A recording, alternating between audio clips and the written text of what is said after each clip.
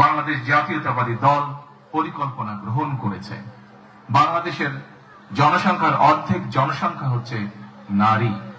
আমরা দৃঢ়ভাবে বিশ্বাস করি এই অর্ধেক জনসংখ্যাকে যদি আমরা পেছনে রাখি, এই অর্ধেক জনসংখ্যাকে যদি আমরা এম্পাওয়ার না করি, তাদেরকে যদি ক্ষমতায়ন না করি, শিক্ষা এবং অর্থনৈতিকভাবে তাদেরকে যদি ক্ষমতায়ন আমরা না করতে পারি, তাহলে অবশ্যই দেশকে কোনোভাবেই সামনে এগিয়ে নিয়ে যাওয়া সম্ভব না।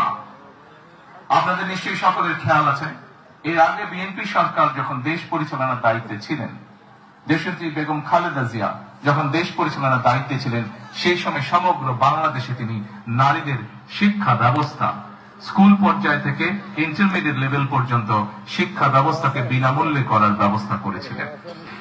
সেই শিক্ষিত নারী সমাজকে আজকে আমরা অর্থনৈতিকভাবে এম্পাওয়ার করতে চাই, অর্থনৈতিকভাবে তাদের সচ্ছলতা গড়ে তুলতে চাই, এবং সেই লক্ষ্যকে সামনে রেখেই বর্তমান সরকার গঠনের আগে পরিকল্পনা গ্রহণ করছে কিভাবে নারীদেরকে আমরা ক্ষমতায়ন করব, অর্থনৈতিকভাবে সচ্ছল করে গড়ে তুলব। এবং তারই অংশ হিসাবে আজকে এই ফ্যামিলি কার্ড আমরা সমগ্র বাংলাদেশে পর্যায়ক্রমিকভাবে ইন্ট্রোডিউস শুরু করলাম। আজকে আমরা প্রাথমিক পর্যায়ে, আপনারা নিশ্চয়ই এর মধ্যে বক্তব্য শুনেছেন, প্রাথমিক পর্যায়ে আমরা যেহেতু সরকারের কিছু নিয়ম নীতি আছে, আমাদেরকে সেই সকল নিয়ম নীতির মধ্য দিয়ে আমাদেরকে একটি কাজ শুরু করতে হবে, এবং সেই নিয়ম নীতির অংশ হিসাবেই করতে হবে। সমগ্র বাংলাদেশে 14টি জায়গায় বা 14টি উপজেলায় এই কাজ শুরু হয়েছে।